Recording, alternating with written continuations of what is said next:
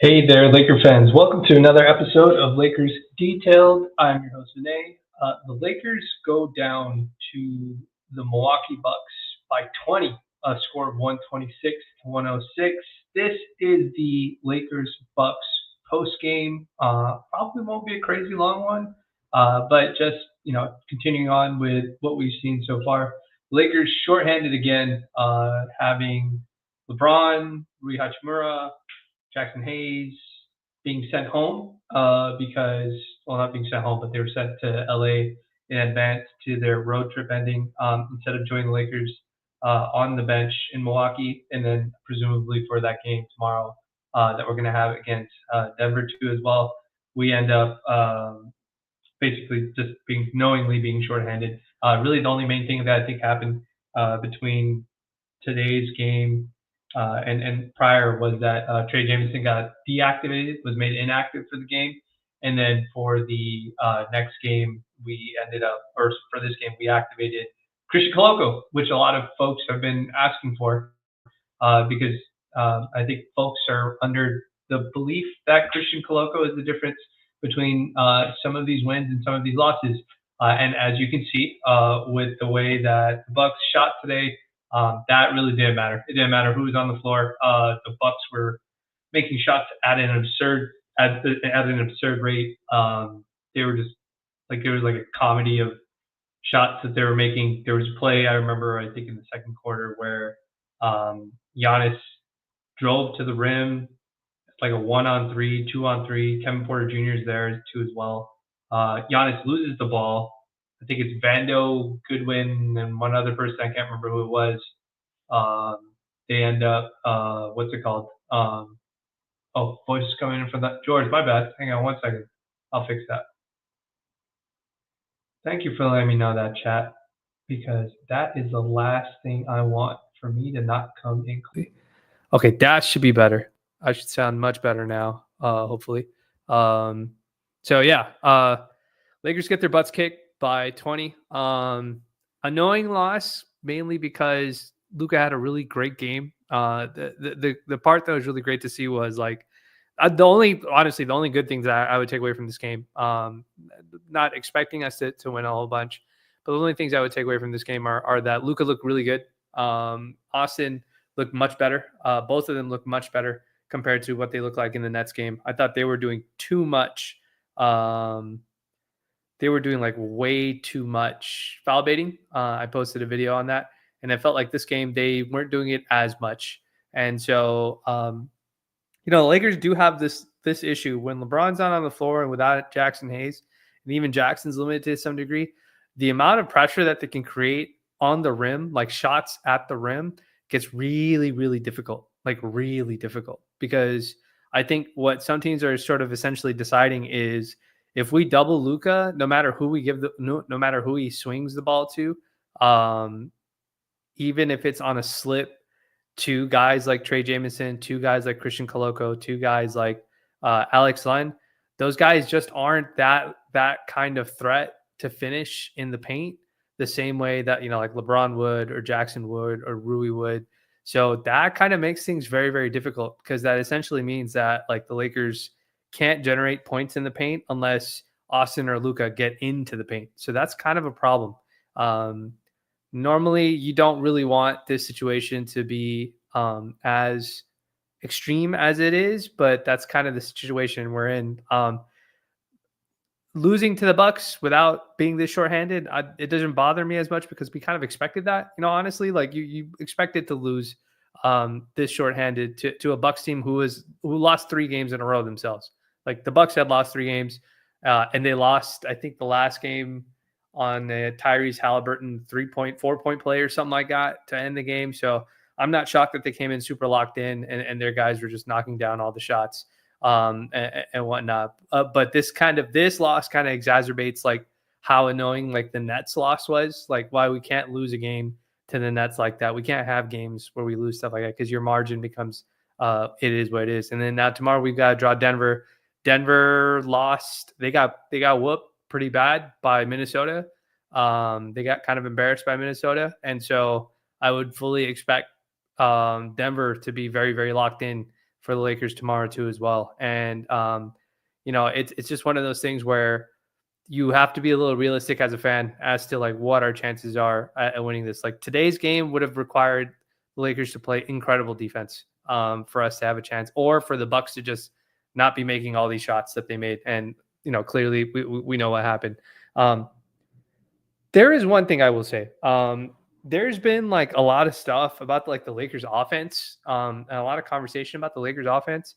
And I don't know if that's really the right direction that we should be like looking at stuff at. I think the losing all that size has really hurt the Lakers defense. I feel like there's been huge slippage since the Boston game, obviously due to players being hurt. I mean, slippage even I would say to some degree since Rui's been out to some degree.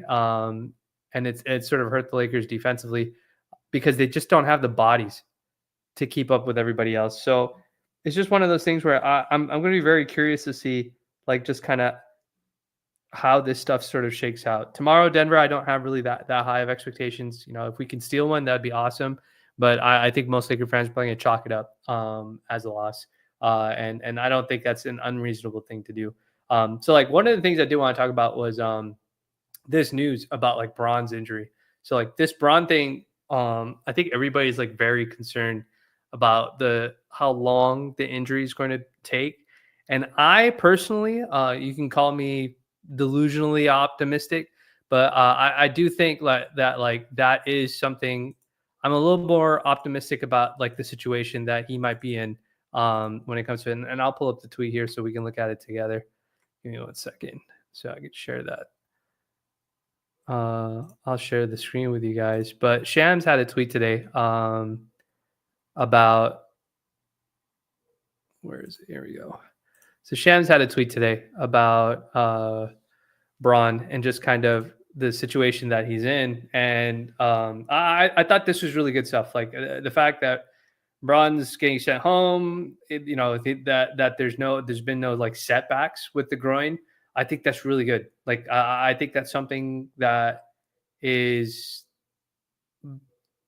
good news because I would actually expect it to, like, if it wasn't healing properly, then I'd be kind of concerned. Like, I would be genuinely concerned that, like, hey, we'd be in this situation where, if his groin hasn't made progress in healing, then he could be out for even longer, or maybe the severity of what happened to him might be even worse. So it's one of those things where it's just like you have to allow Bron to do what he wants, to feel it out to some degree. But at the same time, it's also good that it's not going in the other direction.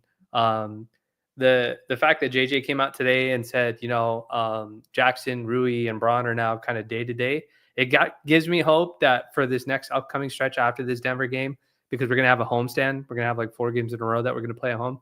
It gives me some hope that like we're going to end up having at least 2 of those guys back during that stretch. And I think that does make a really huge difference, honestly. Like I think that makes a really big difference for the team to be able to get even Rui and Jackson back. And this might be one of those things where the Lakers are just being very precautionary with just the situation. Like they're just trying to be precautionary with managing their health and just kind of not trying to force these guys back too soon and that sort of thing. So I'm going to be very curious to see if Bron comes back sooner than later. I wouldn't be shocked if he comes back sooner than later, but it is good to see that they sent him back early so that they could probably start getting treatment now. Like you don't need to spend a day in Denver going through the routine, staying at a hotel room, all that. Like just go back home, start your treatment now, so that way by the time you guys get in, you guys will be ready to go. So I'm going to be very curious to see what it looks like, but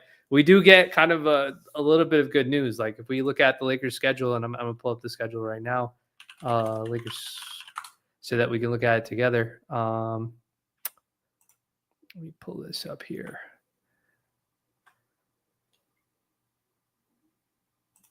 So if we take a look at just kind of what our schedule looks like coming up, right? So we take this loss to the Bucks. Like if we kind of fast forward, let's say we chalk up the Nuggets, that Nuggets game is probably going to be a loss.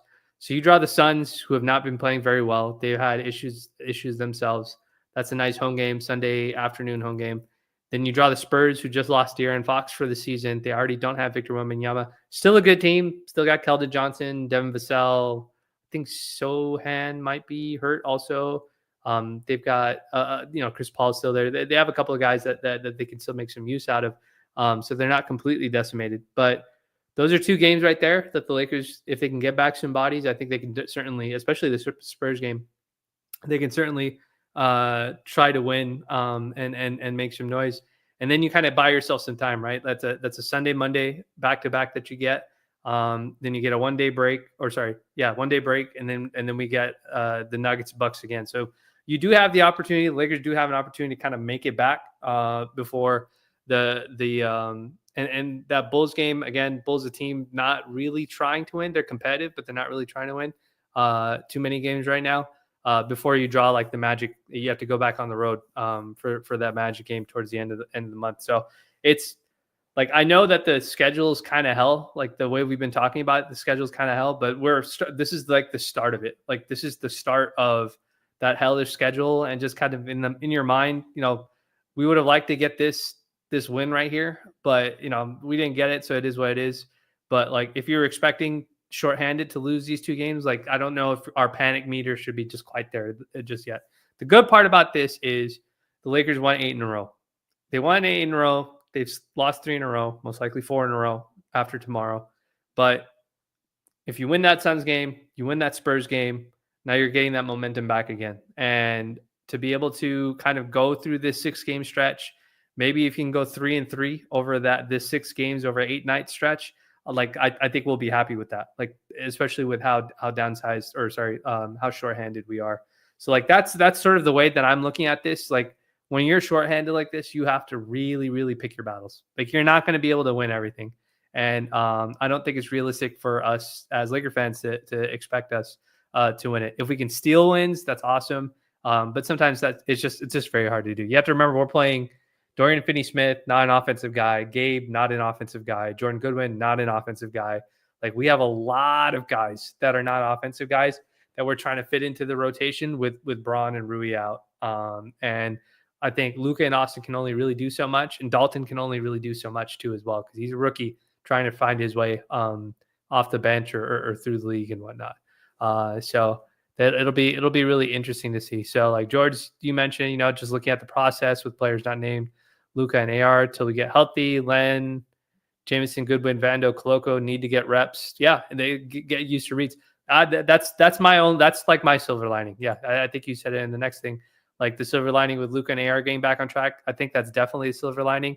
The optimistic part of me is, hey, these guys need to get reps. Like, these guys need to learn how to play major minutes in case that situation calls for it, or at least get used to being in a position of uncomfortability for when we might need them down the line. Hopefully we wouldn't have to rely on Jordan Goodwin and Trey Jameson and Christian Koloko, but you might run into a situation where you have to for some reason in the playoffs or whatnot. Riyadh, are we going to be a playing team? I don't think so, dude. And again, let's take a look at it here. Like, we're 2 games? No, we're half a game above the Rockets. Like, even if the Lakers go 3-3, you're talking about 26 losses at that point. I think 26 losses, you're probably still on the cusp of like, I don't know if this includes today's loss, so maybe 27 losses. I think you're still at the cusp of like a 4 or 5 seed, maybe a 6 seed at the very worst. I don't think we'll slide that far down, like to 7 and 8, because you'd have to lose a lot of games in a row. And I think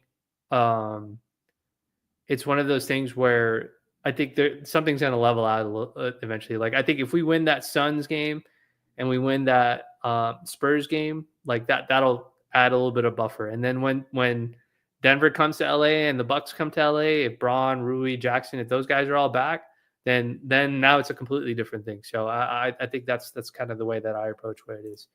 Lauren says, as long as we say top 4 seed, we'll be fine. Ken, I'm assuming you mean Len, needs to be waived, in my opinion. Yeah.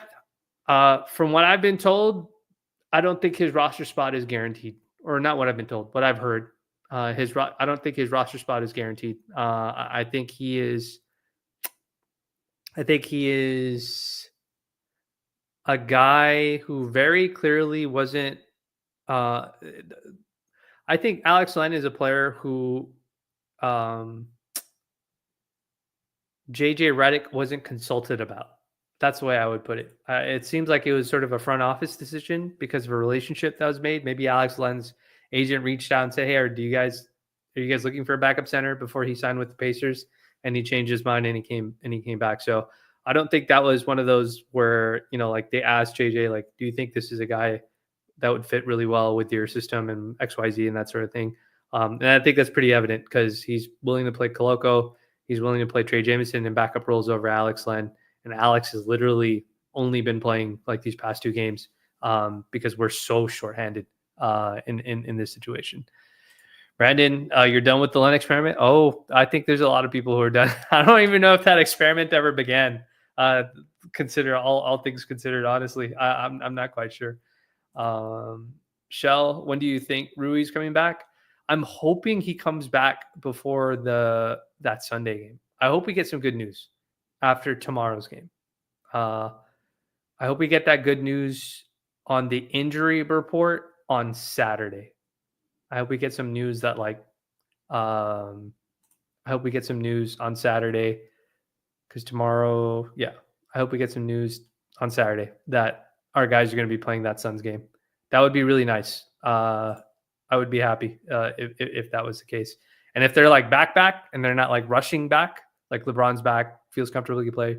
Rui's back close to 90, 100%. Jackson's back close to 90, 100%. I feel really good because I think it'll be good to see this team back in full strength. Len's so awful. Luka drives to the paint and he can't throw a lob because Len can't jump. That Len's not a jumper. Like Len's one of those guys who just kind of, there's a reason why I didn't do a Len video because people don't. I didn't think it warranted it. I thought he was like kind of average to below average. Mind you, the only reason I did one for Trey was because I thought Trey's best quality was he's like a bruiser. He's like a physical guy. They didn't have Trey active for today's game, but you can see why maybe it would have made sense to have Trey active to match up against even Giannis in that second half. But he wasn't active, so I don't know why the Lakers did that unless they just want to try to preserve his two-way games as much as they possibly can. Any idea why Len doesn't shoot threes anymore? That was a decent diet of his game, and he's a liability on both sides. I don't know. I don't know. I don't think he's been featured. I don't think he's been really featured as like a 3-point shooter like that. It's one of those things where it's just like just because the player can do it doesn't necessarily mean that's like a core part of his game. Like Thomas Bryant can shoot threes, but I don't think Thomas Bryant like wants to be a 3-point shooting big. Like he probably wants to be like a rim running, finishing at the rim sort of big. That's the way I always think of players like that. What is the intention? What is the style of play that role player is good at and likes to play? Gabe is inconsistent. Yeah, he is. This was a game where I did not think Gabe would have. I did not expect Gabe to have a good game. I predicted, at like noon today, I predicted that that we would get a new starting lineup today, and it was cool to be right about that. I posted this tweet. I'll share it here. Right, I posted this tweet that I wouldn't be shocked to see a new starting lineup. And that's exactly what the new starting lineup ended up being. Because if you think about it, you guys know, like me and Raj like to try and sort of figure out, like we try to get in JJ's head and try and figure out exactly what it is that he's trying to do with some of these lineups. And when I thought about how, if I was JJ, like how I would try to set up my lineups for the Bucks or like set up my assignments for the Bucks, like this is literally what I thought of. I was like, oh, he's probably going to play Gabe because Gabe shot well, but he's going to have him on Dame because he doesn't want Austin or Luka to chase around Dame. You don't really want to play Connect because you don't know if Connect will get matched up on Connect will get matched up on Giannis.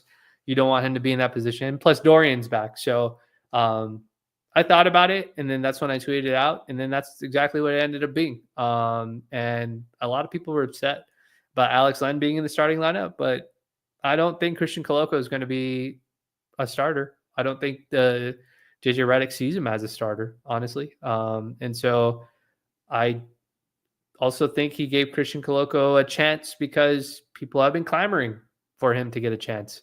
And even though Trey Jameson's given us positive minutes, like I think he's been overall a plus in the plus minus department in all the minutes that he's played. But I understand that he has limitations too, and so people want to see something different. So I get it.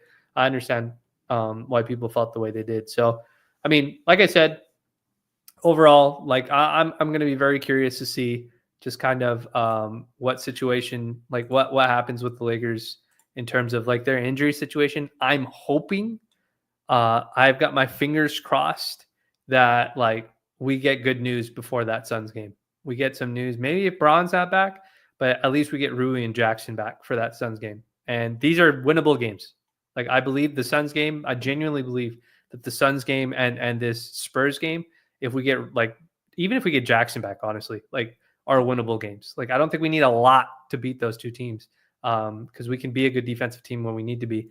But it's just a matter of getting those bodies back because I don't think we can survive with Alex Len, Trey, and Christian Coloco as our center group. Like there has to be somebody who can create shots in the paint and get shots in the paint and finish it with some consistency. Kane, your question, is it possible for Len to be waived, or are they worried about the ramifications? So they're not worried about Len to be waived, about waiving Len. It's actually, I think the reason why he hasn't been waived yet is because A, there's nobody to sign just yet, and B, because the two guys that they probably want to sign, which for sure one of them is Jordan Goodwin. He's going to take Cam Reddish's spot. The other one is going to be either Christian Coloco or it's going to be Trey Jameson. I'm leaning more towards Trey, but we'll see. We'll see what happens. I think those two guys are going to get Cam Reddish's spot and Alex Len's spot. So the cap ramifications, the Lakers do have to eat that dead money. But the reason why they haven't made that move just yet is because they're trying to use up all the two-way games for Jameson and Jameson Coloco and Jordan Goodwin before they have to sign them, because then it reduces the cap penalty that we get from whatever the remaining part of their prorated salary is. So you wait till like late March, and I think that's when you'll see a couple of these guys get moved out and stuff. And I think that's also why you're probably seeing like Alex Len get minutes right now and Christian Coloco all of a sudden get minutes, because the Lakers, give him some national TV time for whatever other team out there might be interested in getting them. I think that's the way that they're sort of looking at it. What happened to DFS 3-point shooting? He's like 34% now with the Lakers. Brandon, that's a great point. DFS is a streaky shooter. Like he certainly has games. If you ask Mavs fans, he has games where he'll be like on fire. Like he'll have a string of games where he'll be on fire, and then he'll have a string of games where he's not on fire. But the saving grace that DFS has always had is he's a good defender for guys that he's defending at his size. But I think this actually opens up the larger conversation of like how valuable Rui is to us. Like Rui's consistently a big body that knocks down those open threes at a high enough clip. The sample size has been really big. Rebounds, can defend big centers, that sort of thing, boxes out big centers. And DFS can do some of those things, but he's just not the offensive threat that Rui is. And you can see why there's so much value in having Rui in that starting lineup. Let's see what other questions we have here. Is Robert Covington really that washed? Yeah, he's washed, Lawrence. I like the idea, but I think he's pretty washed. Kane, DFS just came back from injury. His game not predicated. Yeah, 100%. I agree with you too as well. And I think Brandon probably knows that too as well. That we aren't measuring DFS based on how many threes he can hit. We're really measuring DFS based on like the stuff that we measure Vando on. Is he helping our plus? Is he helping the lineups defensively with communication? Is he doing a good job rebounding, defending, boxing out, that sort of thing? And DFS does do that. Even if you take this game out, I mean, Giannis is just like the second half of that game. Giannis is just basically walking to the free throw line. Either the Lakers have to give him a wide open layup, or the refs are going to send him to the free throw line. So I don't think today was a very good barometer or a temperature check of DFS's capabilities or how we should measure him. He is like KCP as a shooter. Yeah. Defensive guys tend to be that way. Like if you think about it, Alex Caruso was like that. Think of the best defensive guys that you know around the league. that are considered 3-and-D guys. Like, how many of them are like lights out 3-and-D guys?